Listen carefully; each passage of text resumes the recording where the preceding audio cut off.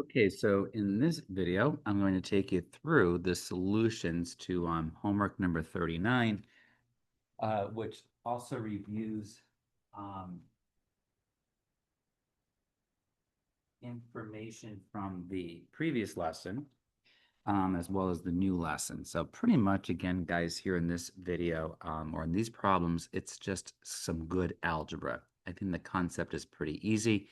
It's just trying to muscle through the algebra. So in this first problem on page, I'm sorry, assignment number 39, we're presented with this function here. Let me just change this here. 2 ln of x squared plus 3 minus x. So part A is on what intervals is f increasing? So I need to take the first derivative. So that derivative is going to be 2 times 1 over the inside, so that's x squared plus 3, times the derivative of the inside, which is 2x minus 1. And then 2 times 2x is 4x over x squared minus 3 minus 1. But what I need to do is I need to get this common denominator. So I'm going to put this over 1 and times this fraction by x squared plus 3 over x squared plus 3. And you got to be careful. You got to distribute the minus sign through there. So that will become, I guess I can go 4x minus x squared minus 3. So I'll rewrite that as negative x squared plus 4x minus 3 all over that common denominator x squared plus 3. I'm going to set the numerator equal to 0 and the denominator equal to 0. In doing that, I'm going to take out a negative from this. When I do that, I get x squared minus 4x plus 3. I'm going to reverse FOIL that into x minus 3 and x minus 1. So I could see that the numerator equals 0 when x is 3 and x equals 1. My denominator is never 0. These numbers are in the domain, so they're valid. And now, guys, you just do a number line test on f prime. So my critical points are 1 and 3. I can pick here, I think I'm going to close domain, by the way, from negative 3 to 5, so be careful. So I'll pick 0, because 0 is less than 1. So if I put 0 in for x, I get 0 minus 3 is a negative, 0 minus 1 is a negative 1, and a negative times a negative times a negative is a negative. If I pick, say, 2, I will get a negative times a negative 1 times a positive 1 is a positive. And I could clearly see that once again, because these multiplicities are odd, the signs will alternate on the derivative. So where is my function decreasing? Where the derivative is negative, and that's from negative infinity to 1, and then from 3 to infinity, or actually I stand corrected. It's decreasing from negative 3 to 1, and then from 3 to 5 because I'm on a closed domain. Where am I increasing? Where the derivative is positive, that is f prime, is greater than 0, and that's happening from 1 to 3. In part B, to find the point of inflection, you would have to do a quotient rule. And believe it or not, the quotient rule would be best right here before you found a common denominator. So I would do a quotient rule on 4x over x squared plus 3. That's where I'm going to, tuck that in. It would be better to do it here. And I do think there was a minus 1 there attached to that. Yeah. So the derivative would be the bottom, which is x squared plus 3, times the derivative of the top, which is 4, minus the top, which is 4x, times the derivative of the bottom, which is 2x. Distribute 4x squared plus 12 minus 8x squared over the bottom squared. So then 4x squared and negative 8x squared is negative 4x squared plus 12. Once again, the bottom is never going to be 0. So I'm just going to take out a negative 4, and what's left is x squared minus 3. So this equals 0 when x equals plus or minus root 3. You're just going to set the top equal to 0. The bottom, again, never equals 0. So on my number line, I'll have negative root 3 and positive root 3. If I pick, say, negative 10, I would get here negative 10 squared is 100 minus 3 is a positive times a negative is a negative. And the signs are going to alternate negative, positive, negative. And again, you can pick a test point like 0 to be sure. 0 squared minus 3 is a negative times a negative is a positive. Since f double prime changes signs at negative root 3 and root 3, f has a point of inflection at plus or minus root 3. So man, like I said, you a lot of algebra there, but good stuff. And number 2, they all kind of get shorter. So number 2 here, g of x equals this function 6x to the 4/3 minus 3x to the 1/3. So to find the relative extrema, I got to take the derivative. So it's going to be 6 times 4/3, repeat the x, decrease it by 1, drop down the 1/3 times 3 is x, and that becomes negative 2/3. Now let's be smart about the simplification here. 24 divided by 3 is 8. So that cleans up nice. That's going to be 8x to the 1/3. And you need to kick this negative exponent to the denominator. Once again, guys, how do you clean up any derivative? Either a common denominator or factoring. So when I put this over 1, I'm going to times this fraction by x to the 2/3 over x to the 2/3. Because x to the 2/3 times x to the 1/3 is x to the 3/3. Well, 3/3 is just 1. So this right here is 8x to the 3/3 or 8x to the first. And then just the minus 1 because this already has that common denominator over x to the 2/3. So I'm going to set both top and bottom equal to 0, and 8x minus 1 equals 0 and x is 1/8. My denominator is 0 and x equals 0. So I'm going to do a number line test on 0 and 1/8 for g prime. And I guess I would go right here. So like this is the cleanest looking part of the derivative, I would say. So if I pick here, say, negative 10 or negative 8, the cube root of a negative is a positive. I'm sorry. The cube root of a negative I meant is a negative, but squared is a positive. And negative 8 times 8 is negative 64 minus 1 is a negative. So it's going to be a negative. Be careful here because they don't alternate. If I pick, say, 1/64, I put that in for x. And remember, you're taking the cube root and squaring it. So anything in the denominator is going to be a positive. So 1/64 times 8 is 1/8 minus 1 is another negative.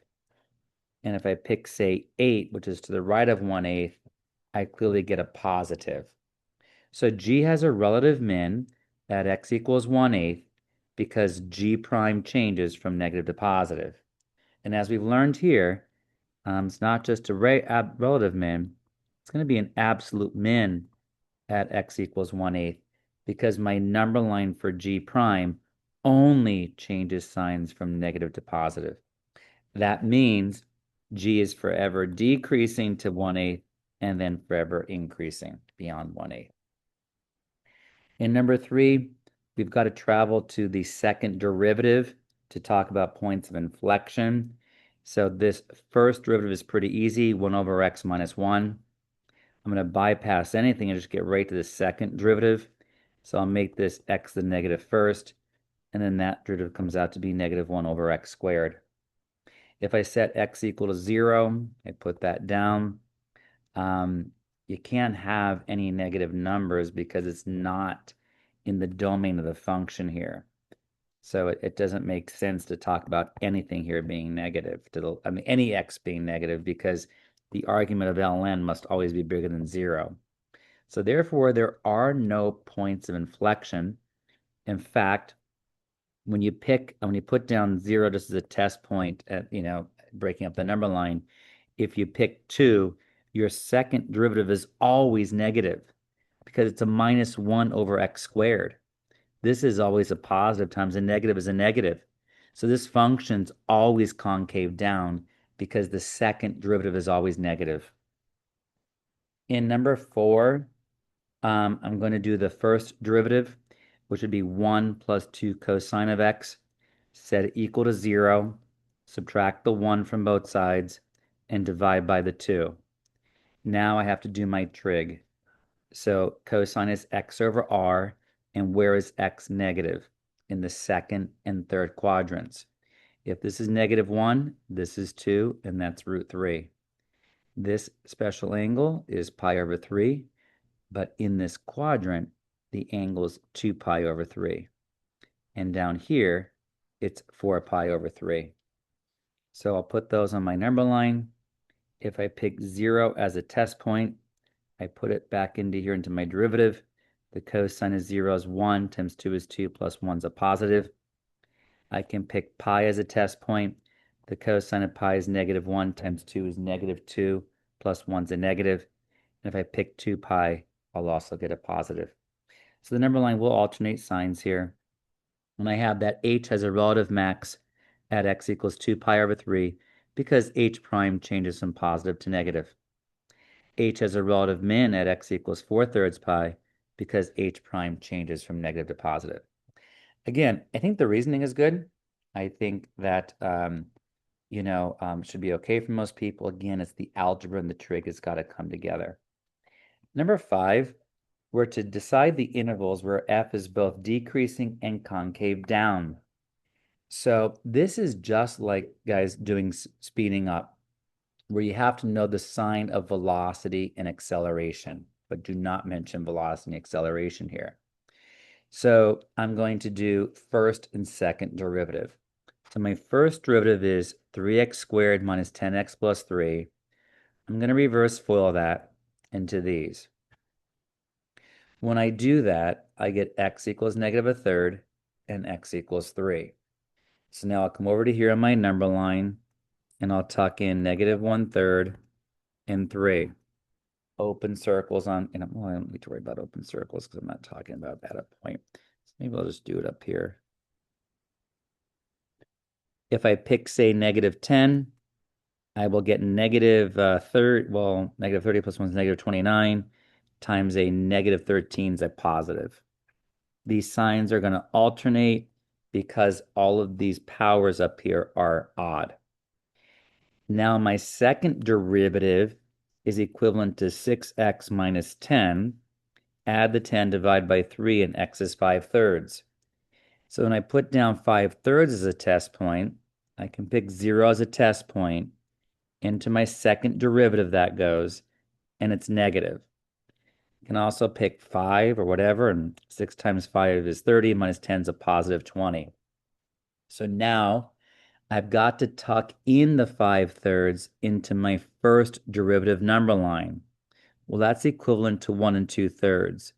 So I'm going to tuck in 5/3 here, just like right up here. You can kind of draw a line about it and split up the minus sign. To the left of 5/3, the second derivative is negative. To the right of 5/3, it's positive. So now I have my answer. This interval represents increasing and concave down. This interval represents decreasing and concave down. And this interval represents decreasing and concave up. And this represents increasing and up. So I could see right from my number line, where am I concave down? That means the second derivative is negative. And decreasing means the first derivative is negative. So where is both the first and second derivative negative? From -1/3 to 5/3. In number 6, we are to, we're already given the first derivative. So I'm going to set this equal to 0, and my critical points are 1 and 2. So 1 and 2. And so then,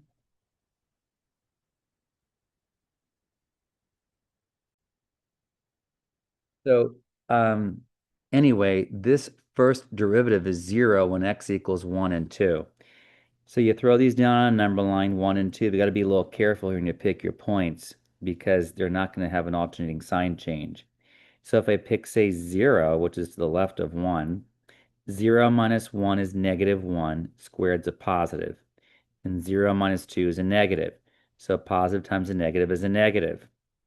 If I pick, say, 3 halves minus 2, because that's 1.5. 1.5 minus 2 is a negative, times a positive is a negative. And if I pick, say, 10, I get a positive. Now, why is there no sign change at 1? Because 1 is a critical point, came from that even multiplicity. So it's negative, negative, then positive. So f has a relative min at x equals 2 because the derivative f prime changes signs from negative to positive at x equals 2. And nothing's at 1 because the derivative never changes signs. And real fast in number 6, the second derivative now is going to be a product rule. So it's going to be x minus 1 squared times 1 plus x minus 2 times 2 times x minus 1. Factoring, guys, we did this before, is the name of the game. Take out an x minus 1 because here, I'll clean it up a little bit for you. So take out an, wait a minute, an x, I can't see things right. Boy, I'll tell you, I can't see. I should wear my glasses more often. So take out an x minus 1. And then what's left is x minus 1 plus 2 times x minus 2. So if I take out this x minus 1, what's left is an x minus 1 plus 2 times x minus 2. And that just becomes x minus 1 plus 2x minus 4, which is 3x minus 5. All right. So then now on my second derivative, I'm going to put down 1 and 5/3. So pick 0 into here, guys. That's a -1 times a -5 is a positive. Because these powers are odd, they will alternate signs. So now the final question, though, is to determine the intervals where f is increasing and concave up. So increasing means the first derivative is positive, and concave up also means the second derivative is positive. So you just have to tuck in like a velocity and acceleration kind of thing. So where should I go for this at? I'm going to put in 1 and 5/3. So 1's already here, and 5/3 is 1 and 2/3. I'm going to tuck that in, and it's still negative. But now my second derivative to the left of 1 is positive, and to the left of 5/3 it's negative, the second derivative. But to the right of 5/3 it's all positive. So that's my second derivative right up here. And again, I tucked in that 5/3 from the second derivative. So I could see here that to the left of 5/3 it's negative and positive, and then 2 positives over here.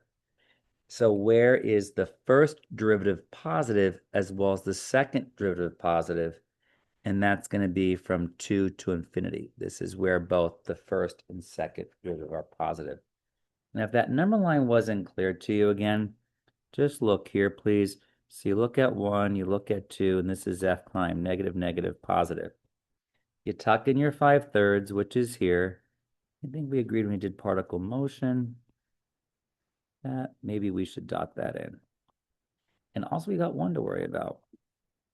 And then f double prime is positive here, then negative, and then positive all to the right of 5/3, because this is all to the right of 5/3. And where is both f and f double prime positive? From 2 to infinity. So again, justifications are not hard, really.